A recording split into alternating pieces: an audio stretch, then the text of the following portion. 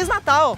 A partir de hoje você assiste algumas das melhores reportagens da terceira temporada do programa TV Uniceub. Hoje nós vamos falar de arquitetura, psicologia e música. Para quem mora num apartamento pequeno, soluções criativas para ambientes reduzidos. Se seu filho adolescente está se tornando um aborrecente, não perca as dicas da psicóloga Silmara Schneider. E para encerrar, o som da banda Dona Cislene. Te me faz tão bem, lembra não vi você. O programa TV Uniceub está começando agora.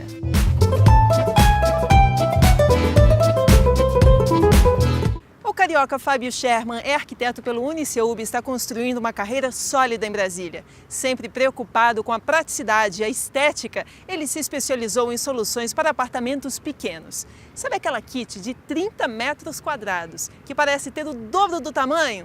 Pois é, uma técnica que ele aplica hoje a apartamentos de qualquer tamanho. É a arte de multiplicar espaços. Eu acho que eu sempre fui arquiteto. Desde criança, eu acho que eu sempre gostei de mover os móveis do lugar. Todo mundo dizia, esse menino vai ser arquiteto. Nem sei por que eu fiz desenho industrial primeiro, mas eu acho que esse foi o motivo pelo qual eu acabei fazendo arquitetura. Eu acho que a arquitetura é vida, né? A arquitetura é tudo que está em volta, tudo que o homem constrói, né? Todos os espaços, as praças, os prédios, as ruas, tudo é arquitetura, né? De certa forma.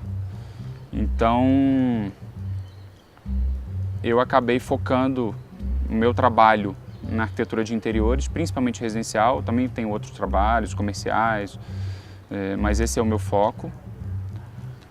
Mas a arquitetura, para mim, é tudo. Eu gosto muito de painéis de azulejos, né? Então eu gosto muito do trabalho do Atos Bulcão. Acabo aplicando o azulejo de outras formas, não necessariamente dele, né? Tem artista aqui em Brasília, tem gente conceituada aqui que trabalha com isso, que tem uma linguagem voltada para os dias de hoje, né? Em 2012 eu abri uma empresa que vende móveis retráteis, camas retráteis, mesas dobráveis.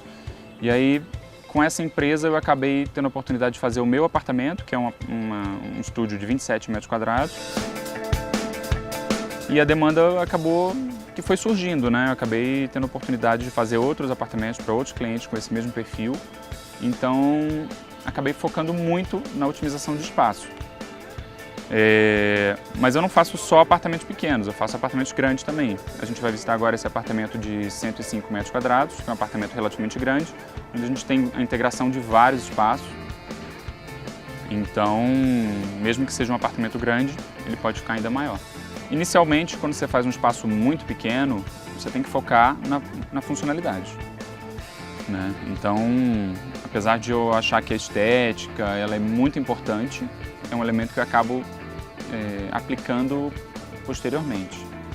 Então, a parte de funcionalidade, eu tenho que estudar bem o cliente para saber tudo que vai acontecer naquele espaço, saber bastante da vida de cada um, de todo mundo que vai habitar, se é uma pessoa, se é um casal. Às vezes eu fiz um apartamento em São Paulo, por exemplo, de 28 metros, que era um casal e 2 filhos.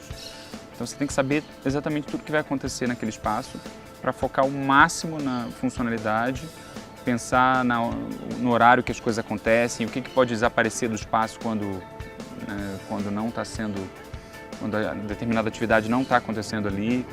Então, o maior desafio acho que é esse, pensar não apenas da forma tradicional, aqui a gente vai ter um quarto, aqui a gente vai ter um escritório, aqui a gente vai ter uma sala de música, aqui a gente vai ter uma cozinha. Não, a gente tem que pensar naquela área como sendo tudo. Nesse apartamento da 307, a gente tinha vários ambientes muito compartimentados. Então a gente fez a integração da sala com o primeiro quarto, que virou escritório / quarto de hóspedes. Também fez a integração com a cozinha, então os moradores gostam muito de receber. E eu acho que essa integração da sala com o escritório, com a cozinha, né, com o corredor, que é um espaço que seria morto, não um espaço de circulação, deixou um apartamento de 105 metros com uma área, com um aspecto de um apartamento muito maior. Nesse apartamento específico, a gente ia reformar ele completamente. Então, já que a gente ia fazer essa reforma, esse apartamento era muito antigo e já tinha passado por várias reformas, a gente teve uma série de dificuldades para saber não só como era a estrutura, onde estavam os pilares, mas também por onde desciam os canos de água, né? Tinham várias colunas de água descendo, de esgoto, então ninguém sabia informar ou informava pela metade. Aí eu propus aos moradores, já que a gente vai reformar tudo, refazer o layout, por que a gente não tira toda a alvenaria do apartamento, faz esse levantamento em cima do que a gente encontrar e aí então executa o projeto. E eles toparam na hora e foi assim que funcionou. Com essa demolição, a gente acabou encontrando um pilar inclinado que divide a sala do que é o escritório e acabou usando ele como um elemento estético que acabou ficando bem legal no apartamento.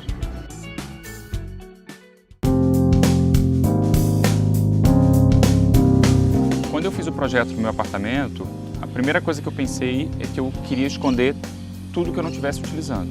Então, eu queria esconder a cama, esconder a mesa, eu queria criar uma cama de hóspede para o meu sobrinho ou para alguma visita que acabasse vindo a Brasília. Então, eu coloquei uma cama queen que, durante o dia, enquanto eu não estou dormindo, ela fica fechada, escondida num painel. Eu tenho uma mesa que cabem até 5 pessoas, que fica fechada quando eu não estou utilizando. Essa mesa eu utilizo tanto para refeições como para trabalhar nela. No mesmo local onde eu tenho a mesa, eu tenho uma cama retrátil para hóspedes. Então eu fecho a mesa, abro um painel, a mesa vem junto com esse painel e desço uma cama de hóspedes. Em relação à cozinha, eu mudei a posição da pia, só para fazer um layout de uma bancada em que eu conseguisse ter a pia, os cooktops, o forno, uma área de trabalho considerável de bancada, porque antes eu tinha uma bancada muito pequena. O que eu acho muito legal também no projeto do meu apartamento é que a lateral do banheiro eu abri, eu tirei uma paredinha que tinha, ganhei 15 centímetros de bancada, que num apartamento desse porte parece que não, mas é muita coisa. E aí eu tenho uma porta dupla de correr que eu abro e deixo a lateral do banheiro toda aberta. Quando eu estou sozinho, o banheiro pode ficar integrado, não me incomoda em nada, muito pelo contrário, me agrada bastante pela estética, enfim, pela iluminação.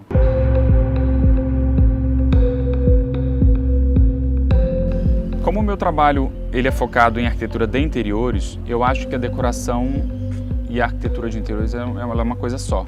Então eu participo tanto da parte de layout, né, do que vai acontecer em cada espaço, como da especificação de mobiliário, caso tenha que desenhar marcenaria, algum móvel específico, eu participo de todo o processo. Escolho desde o sofá até as almofadas, os quadros que vão estar na parede, eu escolho tudo.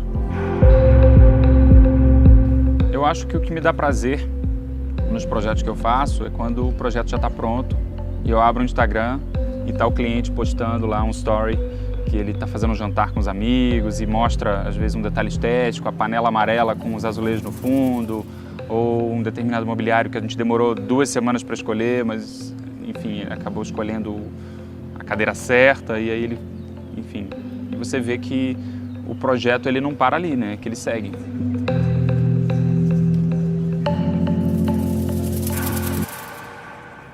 E no próximo bloco, dicas especiais da psicóloga Silmara Schneider para lidar com os filhos adolescentes que estão dando trabalho. Não perca, a gente volta já. Às vezes os próprios pais chamam os filhos não de adolescentes, mas de aborrecentes.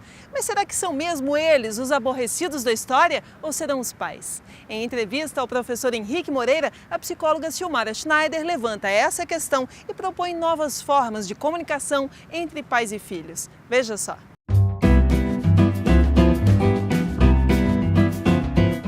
Todos sabemos o quanto é difícil passar pela adolescência. É um período de muitas mudanças, dúvidas, paixões e alguma rebeldia. Uma pesquisa conduzida por universidades brasileiras e financiada pelo Ministério da Saúde apontou que cerca de 30% dos nossos adolescentes sofrem de algum tipo de transtorno mental, que causam desde insônia até depressão e que pode levar a outros distúrbios mais sérios. Para discutirmos um pouco mais sobre essa questão, convidamos a psicóloga e mestre em antropologia, Silmara Schneider. Ela tem se dedicado às questões do desenvolvimento social e da personalidade e é professora do curso de psicologia do UniCeub, onde leciona, entre outras, a disciplina Psicologia do Desenvolvimento, Infância e Adolescência. Professora, muito obrigado por sua presença, é um prazer grande tê-la conosco. Eu que agradeço. Professora, a passagem da infância para a adolescência é uma fase difícil, todos nós sabemos, né? De que maneira os pais podem ajudar os jovens a superar essa fase complicada da vida deles? Bom, olha só, eu vou começar falando uma coisa que talvez você se surpreenda um pouquinho. Eu tenho uma concepção de adolescência que, obviamente, não é só minha, é em torno de todos os estudos que eu venho desenvolvendo esses anos todos como psicóloga, em que a maior parte da crise da adolescência é uma criação no mundo adulto. Você veja bem, se você se perder num acidente que você vai parar numa cultura totalmente diferente, que você não possa mais voltar nem sair de lá, quantos anos você acha que você vai levar para aprender aquela cultura, a língua, os costumes dele? Talvez demore um pouco. Se for uma cultura mais complexa, muito diferente daquela que você estava vivendo, você vai levar uns 12 anos. A adaptação é complicada. Então, 12 anos é o tempo que um sujeito leva do nascimento até ele entrar na adolescência, aprendendo o mundo cultural onde ele vive, né? Então, ele vai se adaptar, ele vai aprender a falar, ele vai aprender a se comportar, ele vai aprender a atender às demandas, ele vai aprender a se vestir, comer, enfim, se divertir, fazer tudo que a cultura dele demanda. Com 12 anos disso, ele já aprendeu o que ele tinha que aprender sobre aquela cultura.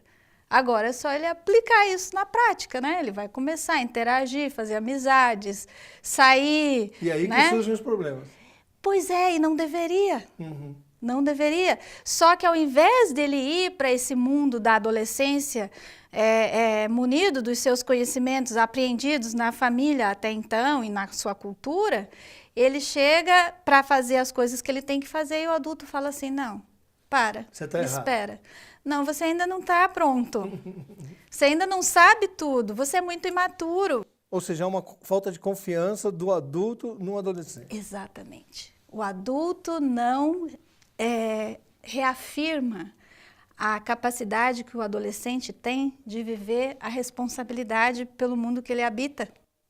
Essa é uma visão interessante. Professora, hoje é muito comum a gente encontrar jovens e adolescentes que são vítimas, por exemplo, da crise do pânico. Eu tenho muito isso aqui com os alunos, né? Que são vítimas desses transtornos, né? Qual é a melhor atitude da família nesse caso, quando a gente constata que esse jovem está sofrendo esse tipo de problema? Então, aí é preciso descobrir o porquê que está acontecendo esse pânico. E a síndrome do pânico também tem sido um transtorno que acomete muito o adulto jovem, o adulto na faixa de 30 a 40 anos. Então, não é algo específico da adolescência. Mas digamos que isso acontecendo na adolescência, o que se precisa fazer? Talvez essa crise, né, esse transtorno, ele venha se desenvolvendo justamente por falta dessa reafirmação que eu disse, né, de assumir algumas responsabilidades, né, que o adolescente deveria assumir porque ele já está preparado para isso, mas que o adulto coloca ele em dúvida. Quando ele se arruma todo bonitão lá para sair, o pai chega e fala para ele, mas você ainda é criança, vai sair assim? Vai voltar que horas? Não. Né? Aí, na hora de estudar, não, você já é responsável, você já é adulto, você tem que estudar e tirar nota boa e cobra. Mas aí a coisa fica desequilibrada. E aí que começa a crise da adolescência, nesse desequilíbrio entre eu sou ou não sou responsável pela minha vida. Mas existem coisas que preocupam os pais e que eu acho que são mais complicadas. Por exemplo, como abordar a questão das drogas, como abordar a questão do sexo com um adolescente, né? Tem muitos pais que fingem que essa questão não existe. Como é que a gente faz? Então, aí isso eu colocaria como sugestão sempre a busca pelo diálogo, né, dentro de casa. Aí assim, aí os pais vão argumentar e vão dizer assim, mas como que eu vou dialogar se ele não me escuta? Vive com aquele fone de ouvido ou jogando videogame e não me escuta. Como que eu vou falar com ele? Sim, se o assunto for sempre esse, do pai dando um sermão, ele não vai querer escutar, ele vai tampar os ouvidos, né? Mas se você buscar um diálogo, talvez iniciando assim, você sabe que na minha época eu tinha vontade de sair, tal coisa, meu pai não deixava, mas eu dava um jeito. Os pais ficam muito inseguros de falar sobre si mesmo para o filho, que não seria um sermão, seria um diálogo mesmo.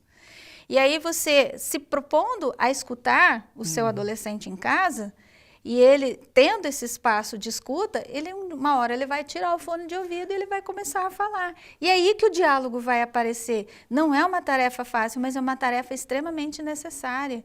E que eu tenho insistido muito com os pais nessa coisa da confiança. Se você não confiar no seu adolescente, o mundo aí fora, algum outro grupo que você não quer, vai confiar nele. E vai tomar conta. E vai tomar conta. Eu tenho um amigo que costuma dizer que eles têm o ouvido seletivo, eles ouvem o que eles querem ouvir.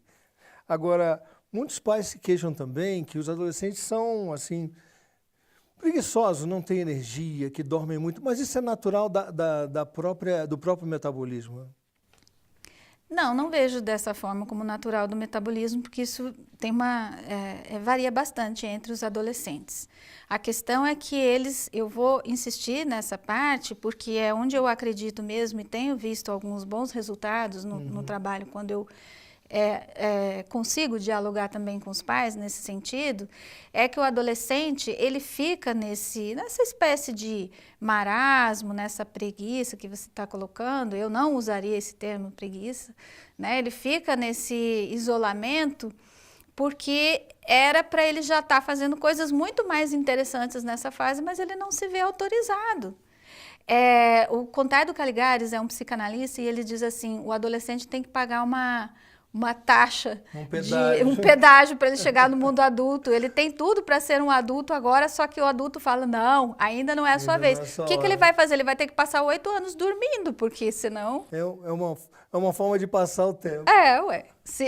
Ou ele vai estar dormindo, ou ele vai estar acordado estudando com alguém, enfiando conteúdo para ele estudar, e ele tem que se haver com aquilo, ser responsável por aquilo. Mas a vida sexual dele, que poderia também já estar um pouquinho mais, né, aberta, porque a gente está vivendo num tempo diferente, aí também ainda está sendo reprimida ou está sendo muito confusa. Se a liberdade sexual fosse algo que estivesse funcionando bem, talvez ajudasse um pouco o adolescente a se entender, a construir a sua identidade, então, psicossexual.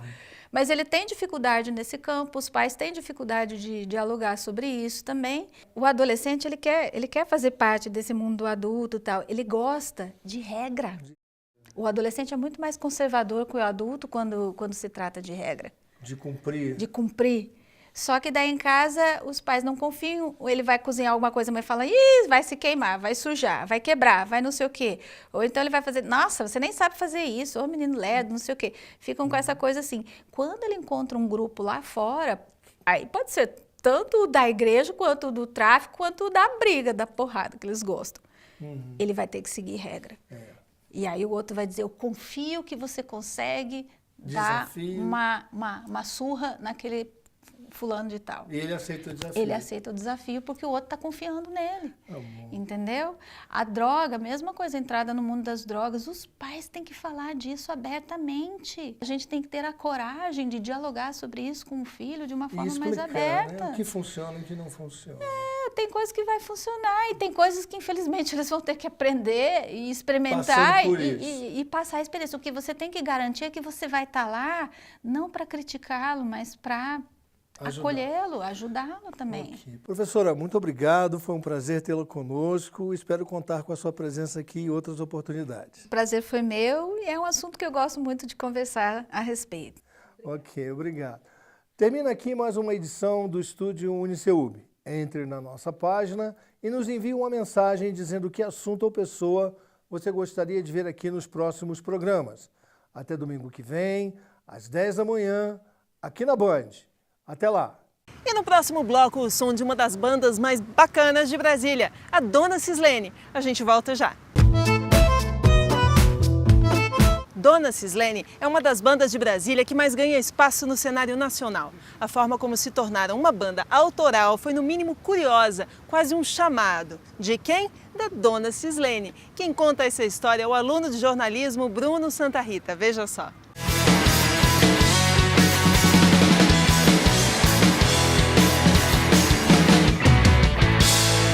Eu quero saber de onde que veio essa história, de que na 112 Norte vocês estavam lá de bobeira e conheceram uma senhora chamada Dona Cislene. Quem é essa mulher?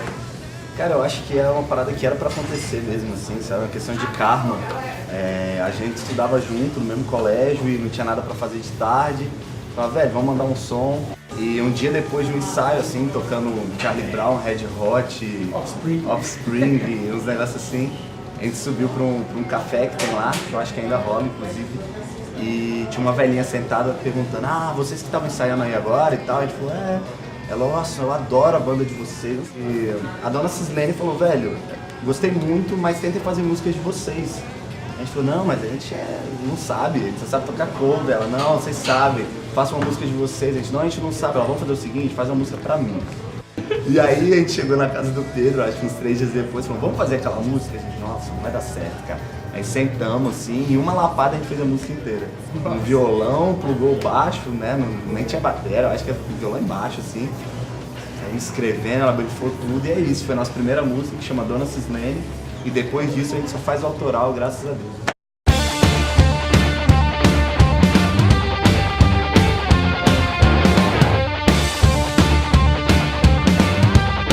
Eu conheço o Bruno desde que eu nasci, assim, tipo, meu pai e o pai dele eram melhores amigos. Fui morar fora de Brasília um tempo.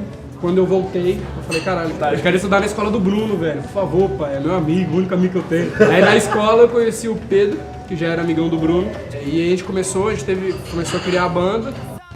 Aí depois a gente conheceu o Paulo na cena, a gente acabou ficando sem baterista e o Paulo sem banda. A primeira vez a gente ficou meio assim, eu fiquei meio assim, porque eu conheci o Paulo, ele era tipo meio emo, com uma gravatinha. Ficava na língua roxa, né? Língua roxa, é. Falei, pô, velho, logo Paulo. Aí, mas o primeiro ensaio foi Amor à Primeira Vista. O que vocês acham de ter uma irreverência sendo da capital do país, no centro político da cidade e tudo mais? Olha, eu acho que a gente sempre tentou fugir desse tema de política, até porque essa questão de Brasília, você ser de Brasília acaba sendo um pouco clichê, né? Porque você vive nesse meio o tempo inteiro. E a gente sempre puxou pro lado mais irreverente também porque a gente é irreverente, a gente é bem brincalhão o tempo inteiro e eu acho que isso passa uma questão de verdade. Tipo, o nosso som, ele é uma verdade nossa. É o nosso reflexo. É um reflexo.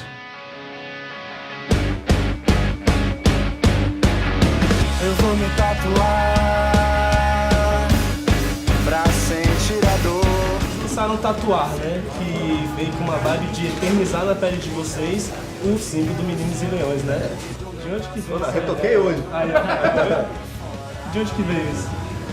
Cara, a gente já inventou 1 milhão de versões sobre isso, mas a grande realidade, jogando real, é que, porra, a gente já ia mandar a logo.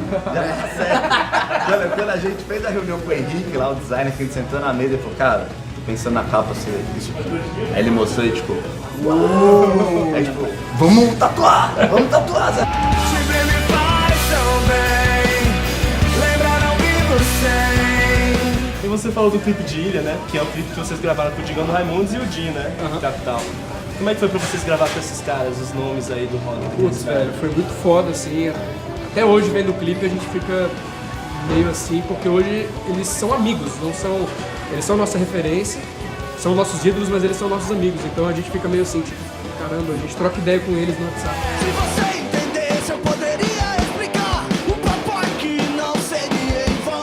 É um brinde aos Loucos e Meninos e Leões, né? 2 álbuns grandes, né? Várias músicas, CDs mesmo completos. E assim, como é que foi produzir eles? Um é bem diferente do outro, como é que foi o amadurecimento de um CD pro outro? Acho que foi bem natural, na verdade, né? A gente nunca fez algo muito planejado, estratégias enormes, tipo... A gente começou a tocar uma música, aí compôs, aí fez outra, pô, já dá pra gravar um CD, gravamos um CD. Aí, inclusive as músicas do segundo disco, elas começaram a ser compostas um pouco depois que a gente lançou o primeiro, sacou? Tem música de 2015, a gente foi lançar o disco em 2017, sacou? O legal é que tem um take do videoclipe de Ilha, que o Paulo faz um riff de bateria da música 2 desse disco atual. O riff é em produção. É, velho, tipo, a música já tava pronta, tá ligado? Então a gente segurou essa música pra lançar ela esse ano.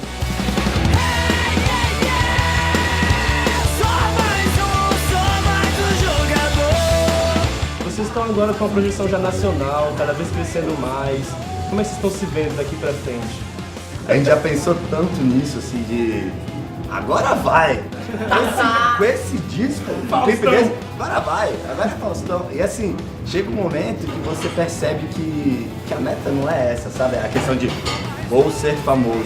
Inclusive, vou até contar uma curiosidade da minha entrada na banda, que quando eu entrei na banda, no primeiro ensaio, o nego falou assim, aí, se a banda não bombar, em 1 ano, a banda acaba.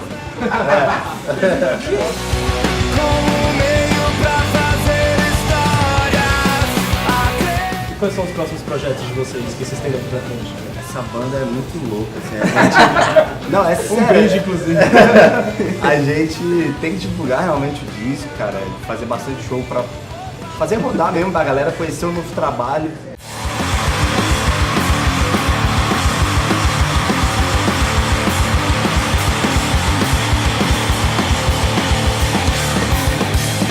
E agora, pra finalizar, gente, bora mandar uma mensagem pra cena. O que vocês têm pra dizer pra galera do rock daqui na cidade? Porra, galera, a gente tá muito feliz com muitas bandas que estão surgindo, sacou? A gente, porra, acompanha pra caralho.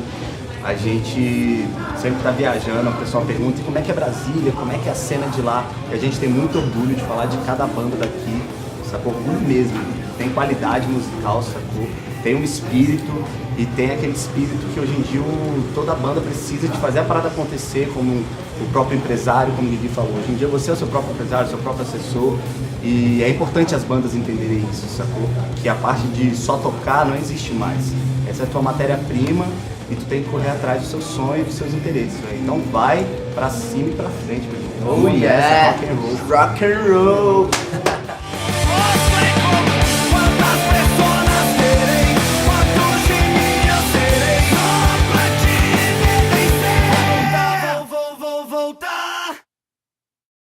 Chegamos ao final do ano. Hoje é domingo, véspera de Natal. Nós da TV Uniceub desejamos a você, sua família e seus amigos uma excelente noite de confraternização, festa, amor e carinho. Na semana que vem a gente se encontra de novo aqui na Band. Até lá! Vai,